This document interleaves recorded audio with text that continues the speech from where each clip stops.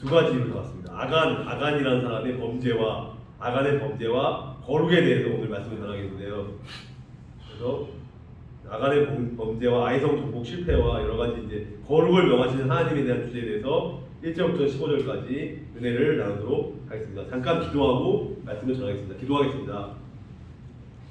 사랑과 자비가 풍성하신 하나님 아버지, 너무나 감사합니다. 이렇게 귀한 복된 주일날 또 2부 예배 말씀을 전할 수 있게 하나님께 감사드리고, 오늘은 아간의 범죄와 아이성 정복 실패와 거룩을 명하시는 하나님의 주제에 대해서 아간의 범죄와 거룩에 대한 주제로 여호수아 7장 1절부터 15절까지 말씀을 통해서 하나님의 은혜를 나누고, 이 설교는 하나님의 말씀을 전하는 자이기 때문에 세상적인 말씀을 전하지 않고 오직 하나님의 말씀만을 온전히 전하며 나아갈 수 있는 우리 모두가 아간의 범죄에 대해서 얼마나 심각한지에 대해서 우리들의 삶에 적용이 되는 그런 설교 말씀이 될 수 있도록 하나님 본문 말씀 통해서 은혜를 나눌 수 있도록 하나님 붙잡아 주셔서 감사드리옵고, 이 모든 말씀을 우리 주 예수 그리스도의 이름으로 기도드리옵나이다. 아멘. 아멘. 여러분들 한 주간 동안 잘 지냈습니까? 아멘. 네, 반갑습니다.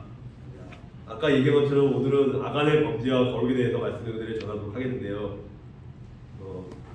일단은 잠깐의 전체적인 기호를 말씀드리면, 일단은 아간이 온전히 바친 물건, 하나님께 온전히 바친 물건에 대해서 손을 대는 범죄를 저질러서 여호와께서 아주 진노를 많이 하신다는 말씀입니다. 이스라엘 군인 아주 많은 숫자, 3,000명가량이 되는 사람들이 아이성을 정복하려다가 실패를 하고 아주 참담하게 완전히 패배를 하게 됩니다. 그래서 본문은 이스라엘이 패배한 이유를 설명을 하면서 그 이유가 근본적인 원인이 아간의 범죄 때문임을 밝히고 있습니다. 이것이 전체적인 본문에 대한 요약이라고 볼 수 있습니다.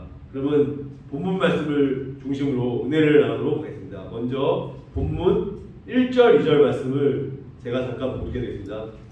7장 1절, 2절입니다. 1절.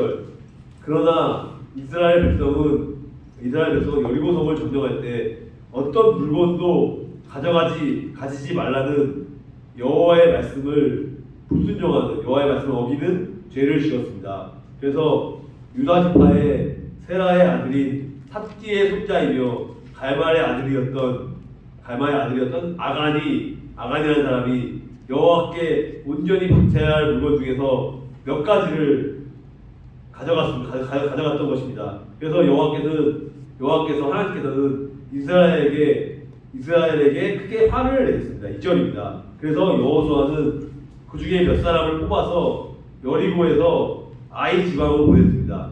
아이는 베델 동쪽에 있는 벤아웬이라는 지방에서 가까운 곳입니다. 여호수아는 그들에게 이렇게 말씀하셨습니다.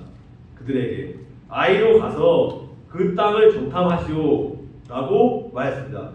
그러자 그 사람들은 그 말을 듣고 아이 지방으로 올라가서 정탐을 했습니다. 1, 2절 말씀입니다. 그래서 이제 중요한 핵심은 본문 1절 말씀을 보면 이런 말이 나옵니다. 잘 들어보십시오. 1절 말씀 보면 이스라엘 자손들이 온전히 바친 물건으로 말미암아 범죄하였으니, 여기서 온전히 바쳤다는 것은 99%가 아니고 완전히 100%를 온전히 바쳤다는 것이 중요한 사실입니다. 그래서 근데 문제는 그걸 훔쳤기 때문에 그걸로 범죄를 한 것이죠. 그 가득 찬 죄악으로 인해서, 너무나 큰 가운데서 여리고 지방은 하나님께서 심판하시는 그 가나안의 첫 번째 성, 하나님께서 심판하시는 가나안의 저주를 받은 첫 번째 성이 되었습니다. 그래서 따라서 성과 성 안에 있는 모든 것들은 다 사람이고 짐승이고 모든 것들은 다 싹 다 그러니까 하나님께 온전히 바쳐서 멸망시켜야 했습니다. 근데 더욱이 그 바친 물건을 취하면 어떻게 되냐? 한 사람이 그걸 훔쳤잖아요. 근데 한 사람의 죄를 묻는 게 아니에요. 원래 보통은 한 사람이 죄를 한 사람이 묻는데 그 공동체 전체가 문제라고 생각하는 거니까 한 사람이 죄를 졌지만 그 한 사람의 죄를 지은 행위를 통해서 이스라엘 백성 전체가 화를 당하는 아주 비참한 그런 경고의 말씀이 이미 주어졌고, 이제 그것이 이제 여호수아 6장 18절 말씀 되겠습니다. 여호수아 6장 18절 말씀에 나와 있습니다. 여호수아 6장 18절 말씀에 보면은 읽겠습니다. 6장 18절입니다. 너희는 그 바칠 물건을 스스로 삼가라. 너희가 그것을 바친 후에 그 바친 어느 것이든지 취하게 되면 이스라엘 진으로 바침이 되어 화를 당케 할까 두려워하노라. 분명히 나왔습니다. 화를 당케 한다고 6장 18절 말씀에 반드시 나왔기 때문에, 그럼에도 불구하고 이렇게 말씀을 엄중하게 진지하게 하나님께서 심각하게 말씀했어요. 근데 그럼에도 불구하고 하나님의 엄중한 명령을 대놓고 그냥 무시하는 것으로 탐욕의 우상에 빠져서, 세상적인 욕심에 빠져서 하나님을 대적하는 반역하기를, 커다란 범죄를 하나하게 한 것입니다. 즉 하나님께서 아간의 범죄를 위해서 진노를 하시는데, 이 아간의 범죄는 곧 이스라엘 전체에 만연한 죄가 퍼져 있기 때문에, 그 죄 때문에 그런 것입니다. 그래서 본문은 이스라엘이 아이성 전투에서 패배할 수밖에 없는 그 이유가 딱 한 가지, 아간의 범죄 때문임을 분명히 결론적으로 밝히고 있습니다. 그리고 본문 2절 말씀을 보면은 이런 말이 나옵니다. 2절 말씀을 보면은 올라가서 그 땅을 정탐하라 하매라고, 반드시 올라가서, 중요한 것은 올라간다는 사실이 중요합니다. 올라가지 않으면 역사는 나타나지 않아요. 반드시 거기를 올라가서 그 다음에 중요한 건 그 땅을 정탐하라. 그러니까 믿음의 순종의 행위를 우리가 실천하는 거예요. 그 땅을 정탐하라는 것을 실천하는 것인데, 여기서 아이라는 지방은 돌무더기라는 뜻을 가진 성읍으로, 예루살렘 북쪽에 있는 베델 동남 쪽 약 3km 지점에 높은 산지, 아주 높은 산지, 평지가 아닌 높은 산지에 있었다는 것이 중요한 사실이고, 이 정탐꾼들은 여리고 성과는 달리 산에 올라갔어요. 높은 산에 올라가서 그 성을 정탐해야 했습니다. 얼마나 힘들게 없겠습니까?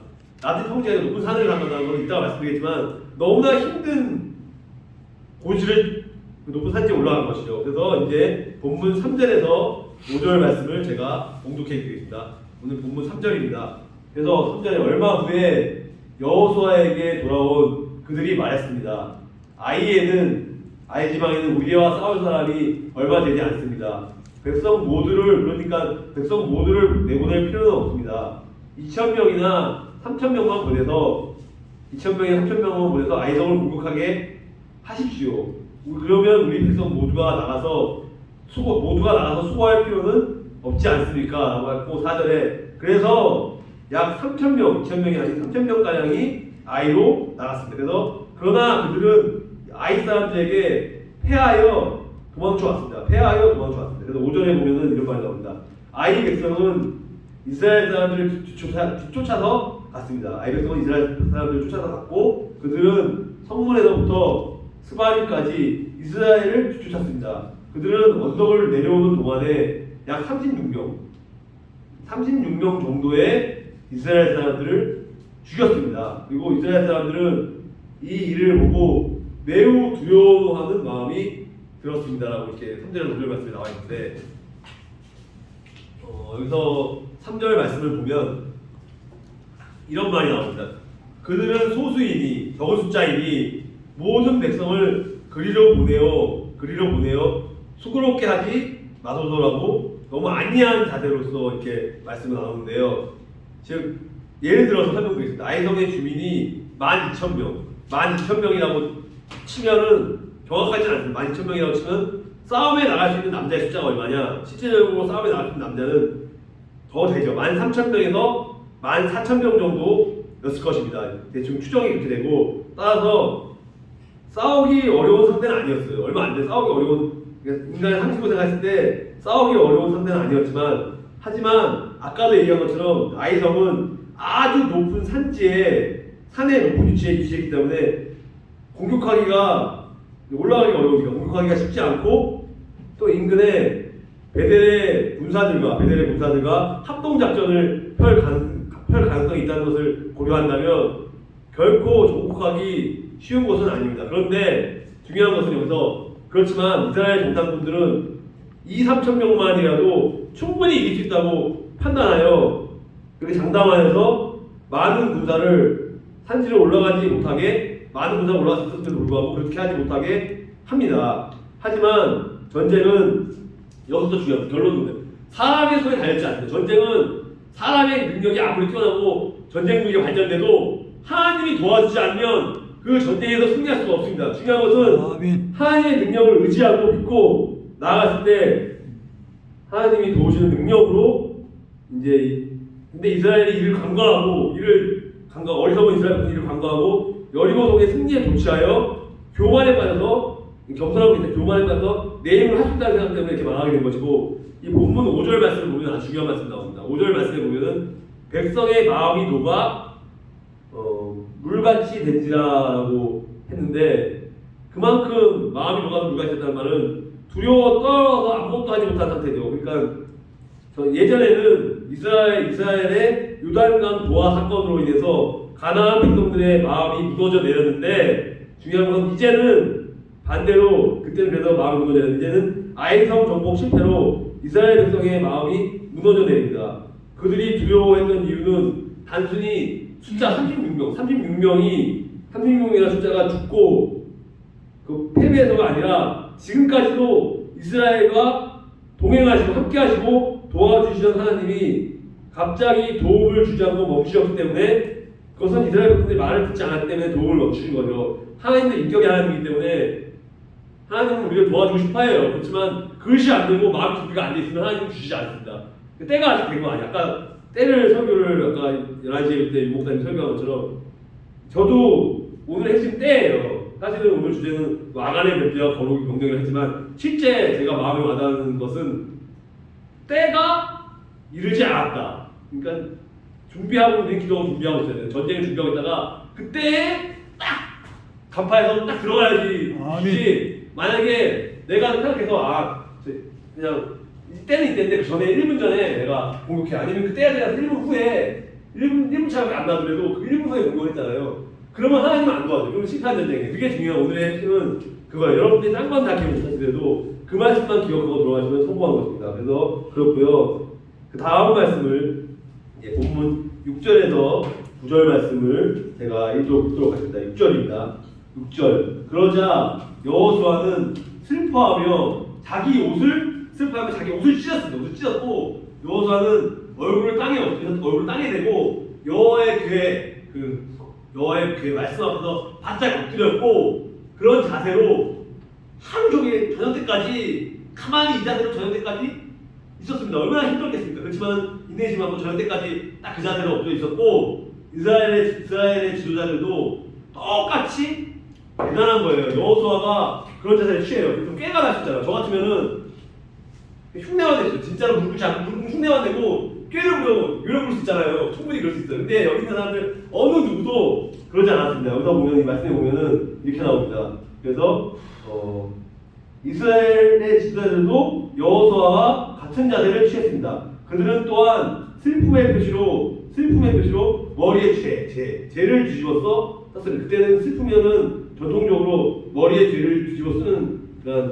그런 문화가 있었습니다. 그래서 슬픔의 표시로 머리에 죄를 뒤집어 썼고 7절에 나옵니다. 7절은 그 후에 여호수아가 말했습니다. 하나님 여호와여 주님은 우리 백성이 요단강을 건널 수 있게 하셨습니다. 그런데 왜 예수님은 우리를 이곳까지 오게 하셔서 아모리 사람에게 죽임을 당하게 하십니까? 우리가 요단강 저쪽에 머무르는 것이 더 좋을 뻔했습니다라고 변명을 했습니다. 그러다 8절에 예수님 지금은 아무것도 말씀드릴 것이 없습니다. 주님 이스라엘은 이미 적에게 패했고 멸망했고 9절입니다. 가나안 사람들과 이 땅에 사는 모든 사람들이 이 일에 관해 들으면 곧 우리를 포위하여 우리 모두를 죽일 것입니다. 근데 그렇게 되면 예수님의 크신 이름은 어떻게 되는 것이냐고 이렇게 외쳤다는 내용인데요. 말씀드렸는데 그래서 중요한 것은 핵심은 6절 말씀을 보면은 여호수아는 슬퍼하며 자기 옷을 찢었잖아요. 자기 옷을 그러니까 마음을 찢는 건데 그거를 표현하는 게 중요하잖아요. 옷을 찢는 행위를 보여주면은 마음을 찢는다는 것이 표시가 같이 이제 동참하는 마음을 찢으면은 옆에 있는 지도자도 같이 이제 자기 옷을 찢으면서 할 거 아니에요. 그러니까 이렇게 선제적으로 이렇게 하셨고 그렇기 때문에 옷을 찢었다는 얘기는 슬픈 마음으로 회개하는 마음으로 기도하는 마음으로 마음의 옷을 찢었다는 아주 중요한 의미고 그것도 중요한 것은 여호수아는 얼굴을 땅에 대고 얼마나 힘들겠어요. 자세가 얼굴을 땅에 대고 한다는 것은 허리도 아프고 많이 부정을 했는데 그럼에도 불구하고 정말 신경 안 쓰고 여호와의 귀의 말씀 앞에 이 말씀의 여호와의 귀 앞에 엎드렸다는 사실이 중요한 거예요. 그 말씀의 귀 앞에 엎드렸고 그런 자세로 저녁 때까지 있었습니다. 얼마나 아까도 얘기한 것처럼 힘들겠습니까? 그런데 그럼에도 불구하고 이렇게 한 걸 보면은 하나님에 대한 믿음이 그 용기와 자신감 그런 믿음이 있어서 된 게 아닌지 그런 생각이 들고 9절 말씀을 보면 오늘 9절 말씀을 보면 우리 이름을 세상에서 끊으리니 주의 크신 이름을 하나님의 예수님의 크신 이름을 위하여 어떻게 하시려 하나이까라고 이렇게 말씀하셨는데 그 가나안 백성들은 뭐냐면 그 전능하신 위대하신 그 능력의 하나님께서 이스라엘 백성들과 함께 동행하시겠다는 것을 보고 그리고 두려움에 떨었습니다. 그런데 하나님께서 이스라엘을 버리셨다는 소식을 듣는다면 어떤 일이 벌어지겠습니까? 한번 생각해 보시기 바랍니다. 어떤 일이 벌어지겠습니까? 용기를 내서 주변국과 상호 동맹을 맺고, 그러니까 연합 작전을 펴서 상호 동맹을 맺고 이스라엘을 공격하면 이스라엘은 멸망하게 될 것입니다. 당연히 그런 이치로 연합 작전을 펴면 멸망하게 될 것인데 여호수아는 이런 끔찍한 일이 벌어진다면 이렇게 생각했어요. 그 끔찍한 일이 벌어진다면 세상 사람들이 하나님을 능력이 없는 무능한 신이라고 조롱을 하고 하나님의 위엄이 땅에 떨어지게 된 것을 염려한 거죠. 그러니까 하나님의 이름이 높여져야 되는데 그래서 떨어지면은 문제가 생기겠죠. 뭐 전도도 안 되고 여러 가지 문제가 생기니까 그래서 걱정돼서 이렇게 우려를 하고 믿음을 표현한 거고. 그러니까 하나님께 이 문제를 가지고 중요한 것은 여호수아가 하나님 앞에 무릎 꿇고 탄식하면서 간절히 간구했다는 사실이 중요한 것입니다. 즉 이스라엘 백성들이 그 광야에서 지낼 때 가데스 바네아 지방에서 가나안을 정탐했던 10명의 정탐꾼들 기억나시죠? 10명의 정탐꾼들은 그 겁에 질려 두려움에 들어서 가나안 땅을 정복할 수 없다는 부정적인 보고를 10명 했잖아요. 근데 아시다시피 나머지 2명의 그 정탐한 사람들은 그것을 긍정적으로 보고 저들은 우리의 밥이라고 하면서 이렇게 아주 자신감 있게 이렇게 얘기한 것처럼, 근데 이스라엘 사람들은 중요한 게 스스로 교만해져서 하나님을 말로는 참는다 했죠. 믿는다고 하죠. 그렇지만은 자기 생각이나 자기 욕심대로 했기 때문에 교만했기 때문에 이렇게 하나님의 도우심을 받을 만한 자격이 안 되기 때문에 이렇게 된 거고 착각을 한 거고, 여기에 중요한 것은 아간의 범죄까지 더해져서 하나님이 아이성을 공격할 때 이스라엘을 돕지 않으셨고 그 결과로 그들은 패하여 도망갈 수밖에 없습니다. 하나님은 교만한 자를 돌보지 않고 하나님께서는 반드시 겸손한 자에게 은혜와 축복과 능력을 주십니다. 이제 오늘의 말씀을 마치도록 하겠습니다. 오늘은 1절부터 9절까지만 나누고 10절에서 15절은 다음 주에 하도록 하겠습니다. 이제 여기서 이제 결론인데 오늘의 제목은 아간의 범죄와 거룩입니다. 생각해봤습니다. 사실 아간의 범죄는 세상적으로 봤을 때는 그게 큰 죄는 아니에요. 왜냐하면 그 수많은 물건을 단지 몇 가지만 가져갔기 때문에 세상에서 몇 가지만 가져갔다 해서 뭐 만약에 경찰에 신고하면 그냥 벌금형 물줄 몰라도 그거 갖고 감옥에 살거나 그러지 않지 않습니까? 근데 내가 봤을 때는 참 성경책이라고 생각 안 하고 소설책이라고 생각하면 책 보다가 말이 안 되면 얼마나 좀 덮고 갈 것 같아요. 그러니까 이게 성경책이니까 의미가 있는 거예요. 그러니까는 하나님은 그 중심을 보신다 했어요. 아간의 문제는 겉으로 볼 때는 아무것도 아닌 것 같지만 그 아간이라는 마음 속에 악한 마음으로 그것을 하나님을 의지하는 거야. 자기 욕심을 했기 때문에 아간은 믿음의 본보기로 하나님 한번 본보기로 보여준 거죠. 그러니까 본때를 보여주면 그 다음에 같은 일이 벌어지지 않지 않습니까? 그렇기 때문에 이렇게 아간이 본보기로 좀 걸렸고, 물론 범죄는 했지만 이렇게 본보기로 걸렸고, 그 전에도 아간이 아니더라도 아마 성경책에 기록은 안 했지만 많은 사람들이 더 큰 범죄를 저질렀어요. 그렇지만 그럼에도 불구하고 그때는 하나님께서 그 범죄를 내린 사람한테 큰 벌을 주지 않았어요. 옛날에는.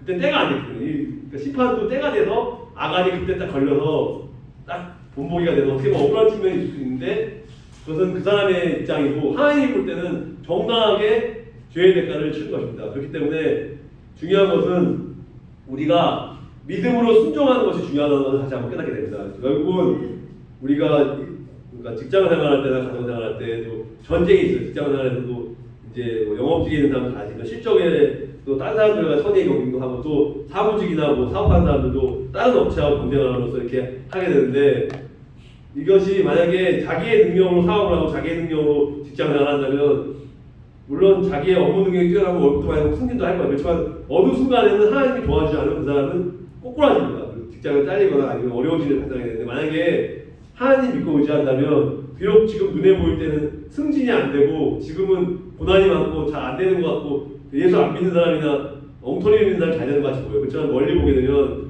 믿음으로 순종하게 되면 하나님의 때가 되면 역사가 나타나고 홍해 기름물이 넘치고 그리고 범죄를 저질러서는 회개를 해야 돼요. 아간이 더 문제는 회개를 하지 않았다는 것이 더 중요한 사실이에요. 만약에 아간이 회개를 했다면 가론유다도 회개를 했으면 용서해 줬을 거예요. 가론유다가 용서를 못 받은 건 자살했기 때문에 자기가 입으로 목숨을 끊었기 때문에 반성을 했지만 그래서 용서를 못 받은 것처럼 아무리 큰 범죄를 저질릴지라도 회개를 하면 하나님께서 용서해 주고 우리가 믿음으로 겸손한 마음으로 나아간다면 참빛교회 안에서도 여러 가지 갈등과 어려움이 있을 거예요. 그래서 앞으로 우리가 참빛교회에서 장로로서 목회자로서 유초동부장, 중고동부장, 청년부장으로 이제 같이 사역을 하면서 남의 부도를 존중해 줄 수 있는 그러니까 같은 시간대에 예배를 드리면 너무 크게 떠든다든지 아니면 여러 가지 방해하는 행동을 하고 서로 이제 같은 10시에 유년부, 중고등부 한다면 서로 배려해서 너무 큰 목소리가 많이 떨어져서 이렇게 하고 해서 이렇게 선의의 경쟁을 할 수 있는 이렇게 남의 구조를 비판하기보다 또 격려해주고 칭찬해주면서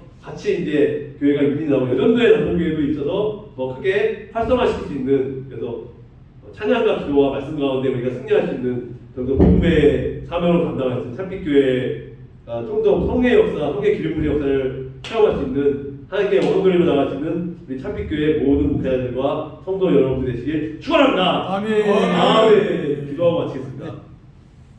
하나님.